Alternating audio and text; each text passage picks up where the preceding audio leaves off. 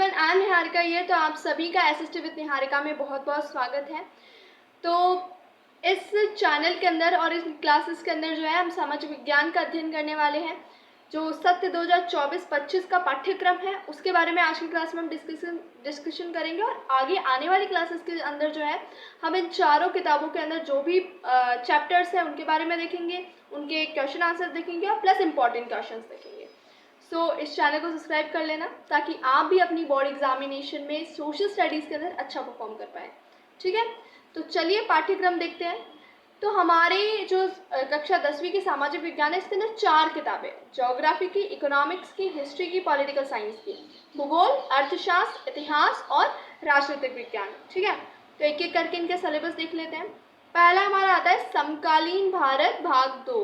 ये जो है ये है हमारी ज्योग्राफी की बुक है। ठीक है, तो इसके अंदर हम चैप्टर्स देख लेते हैं। ज्योग्राफी के अंदर आपके टोटल रहने वाले 7 चैप्टर्स। ठीक है, इसके अंदर जो फर्स्ट चैप्टर है वो संसाधन एवं विकास। इसके अंदर हम देखेंगे कि संसाधन क्या होता है, उनका हम विकास कैसे कर सकते हैं। सेकंड चैप्टर के अंदर हम देखेंगे वन एवं वन्य जीव। वन क्या है, हमारे कितने किन किन प्रकार के वन हैं, उनके अंदर कौन कौन से वन्य जीव रहते हैं। ठीक है, और 1-2 आंदोलन भी हुए उनके बारे में भी हम देखेंगे। तीसरा है जल संसाधन, इसके अंदर हम जल के बारे में देखने वाले हैं। चौथा है कृषि, इसके अंदर विभिन्न फसलों के बारे में देखेंगे। ठीक है, पांचवा है खनिज तथा ऊर्जा संसाधन। इसके अंदर आप इम्पोर्टेंट मार्क कर लेना, सबसे महत्वपूर्ण चैप्टर ये है। ठीक है, तो खनिज के बारे में हम देखने वाले हैं कि ना, और खनिजों को निकाला कैसे जाता है और कितने प्रकार के खनिज होते हैं, उनका क्या वर्गीकरण है, उसके बारे में हम देखने वाले हैं। और कहाँ कहाँ पाए जाते हैं ये भी हम देखेंगे। छठवा है विनिर्माण उद्योग, मतलब किसी भी रॉ मटेरियल से कोई से भी यूजफुल थिंग बनाना, वो विनिर्माण कहलाता है, तो उसके बारे में हम देखने वाले हैं। सातवा है राष्ट्रीय अर्थव्यवस्था की जीवन रेखा। इसके अंदर हम परिवहन देखेंगे, संचार देखेंगे। ठीक है, इन सब चीज़ों के बारे में हम इसके अंदर देखने वाले हैं। तो अब नेक्स्ट बुक हमारी आती है पॉलिटिकल साइंस की, लोकतांत्रिक राजनीति भाग 2। इसका अगर हम सिलेबस देखें तो इसके अंदर हमारी टोटल है 5 चैप्टर्स है हमारी टोटल।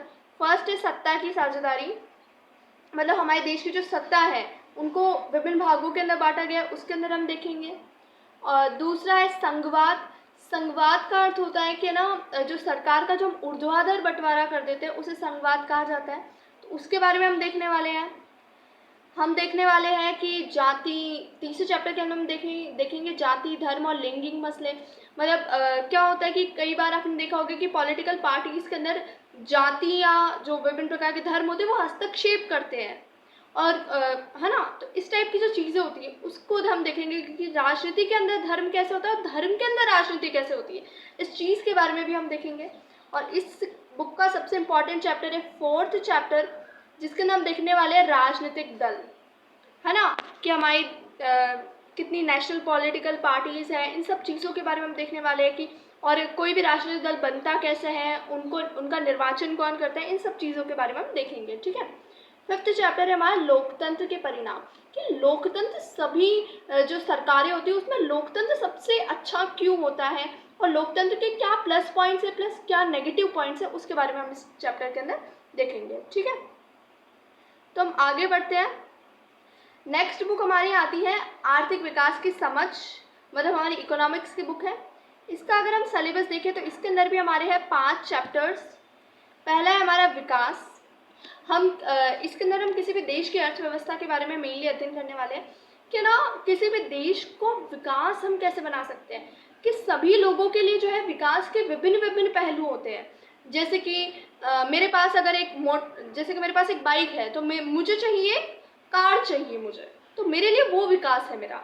जैसे कि और एक कोई इंसान है उसके पास साइकिल है, उसे बाइक चाहिए, वो उसके लिए विकास है। तो सबके विकास के विभिन्न विभिन्न पहलू होते हैं, और भी बहुत सारी चीज़ें होती हैं, तो उन सब चीज़ों के बारे में हम देखेंगे। और कौन सा सबके लिए कॉमन विकास होता है, सबके लिए सामान्य विकास कौन सा होता है, वो भी हम इस चैप्टर के अंदर देखेंगे। दूसरा चैप्टर है और सबसे इम्पॉर्टेंट जो है, कह सकते हो दूसरा और तीसरा सबसे इम्पॉर्टेंट है। ठीक है, दूसरे चैप्टर के अंदर हम देखेंगे भारतीय अर्थव्यवस्था के क्षेत्र, मतलब जो भारत के अंदर जो लोग हैं वो किन किन क्षेत्रों के अंदर नियोजित है, किन किन आर्थिक क्षेत्रों के अंदर नियोजित है। ठीक है। इसके अंदर हम मेनली 3 क्षेत्र के बारे में देखेंगे, और भी जैसे कि अलग अलग प्रकार से होगा, जिस अलग अलग प्रकार से इनका वर्गीकरण किया गया है।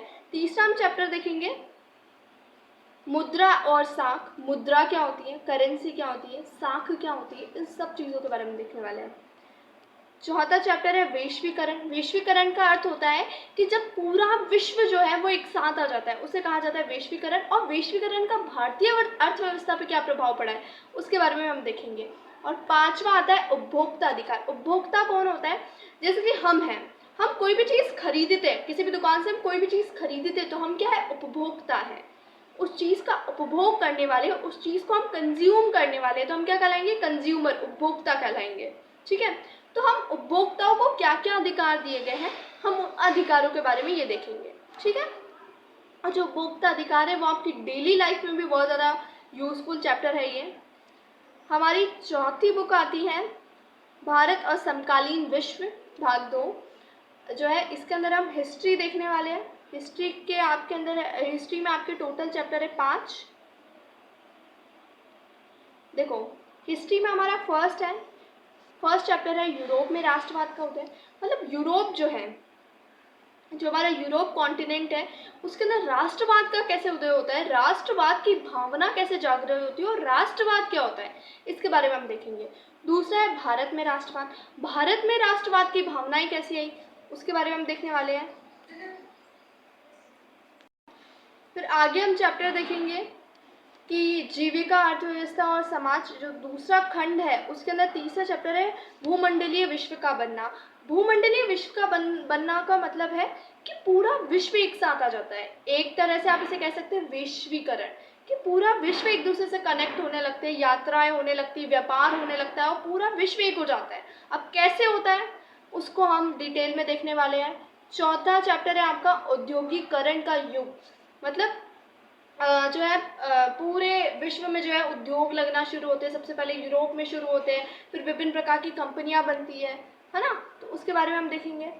और पांचवा चैप्टर है आपका मुद्रण संस्कृति और आधुनिक दुनिया। मुद्रण संस्कृति मतलब जब छापे खाने का विकास होने लगता है, मुद्राएं छपने लगती है, तो उस संस्कृति का कैसे विकास होता है, कहाँ से होता है, उसके बारे में हम देखेंगे। और एक और देखेंगे आधुनिक दुनिया, जब दुनिया जो है वो आधुनिक हो जाती है, नई दुनिया बनने लगती है, जो पिछड़ापन होता है उससे हम आगे आने लगते हैं, उसके बारे में हम ये देखने वाले हैं। तो बहुत ही ज़्यादा इंटरेस्टिंग चैप्टर है इसके अंदर और बहुत ज़्यादा मज़ा आने वाला है आपको कक्षा 10वीं में।